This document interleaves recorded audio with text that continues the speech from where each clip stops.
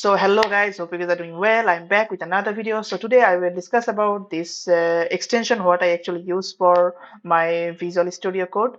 Many of you guys actually asked for this code and a long time no see because of my personal workflow. That's why I'm really sorry. I will upload it again in the meantime. Okay.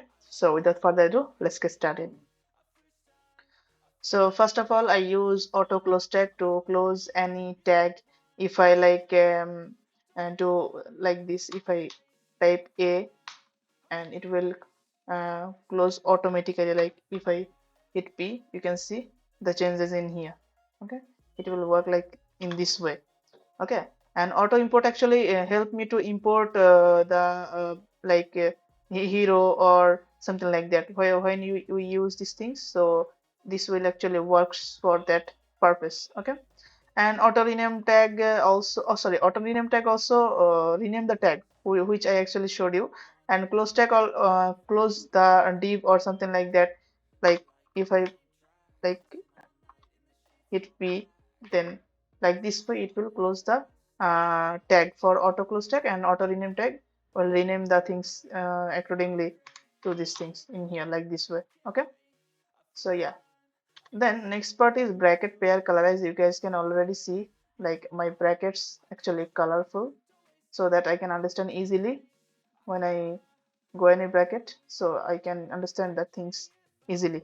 Okay, then code spell checker actually check my code. If I make any mistake in here, you can see the error is showing in here. When I go to quick fix in here, then I can select from here, select from above. Okay, so developer, in this way it will actually work. Then after that, colorize actually color your things like in this way. Okay, and CSS peak also use for if you want to see any CSS things, like when you hover in these things, you can see the CSS in here like this way. And I use Dracula official and also Nebula, and now I actually I'm using Nebula, I think so. And for React.js, of course you need to install this ES7 React snippet. Okay, and gitlens actually helped me to follow along like this way. Rownok Mahbub 5 months ago.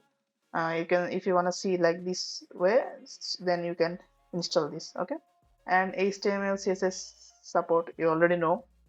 Okay, and image preview actually show me the image in here. Sometimes it works and sometimes it didn't work, so I suggest you not to install this. This is not necessary actually.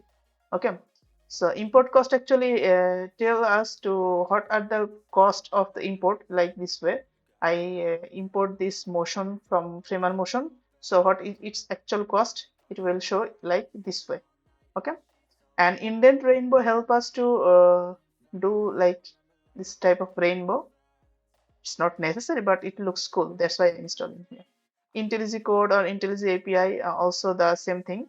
Okay, you guys can install for like if you wanna see any suggestion like this, so you can install in this way. Okay, and intelligence for CSS also kind of same. Like it will help you to code quickly like this way.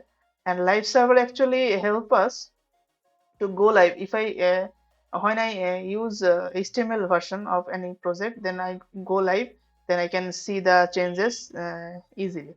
And live share actually you can share your live share with your clients or with your developer team members to help with your code. Okay, and markdown all in one actually use for like this way, multiple cursor, you can mark down things easily. Okay, and I use material icon themes for these icons. For these icons I use material icon themes because I love them. Okay, you guys can also use this. Okay, multiple cursor, when you click Ctrl D and you can select multiple cursor like this way. Okay, so it will help you. And I'm using this time right now Nebula theme. Yeah, and npm intelligence, it can help you to understand or any variable or console log or something like that. you can see here, it will give you a suggestion like this. And path intelligence actually help you to understand what the path is, like here, like this way. It will give you a suggestion. Okay. And I also use prettier to code like this, like it will looks good. Okay. And project manager, don't actually, you don't need project manager. You can use a simple React snippet like this way. See, it helps you in this way. And of course, I'm also using Tailwind CSS intelligence. It will help me to do the Tailwind CSS things easily. Like if I hit over the cursor pointer, it will help me like this. Or if I do any background busy gray, sometimes it will not show you, then you need to hit control space, then it will show you. Okay, in this way it will work actually. So, and Tailwind snippet also do the same kind of things. So this type of 31 extension I use for my VS Code and for my code.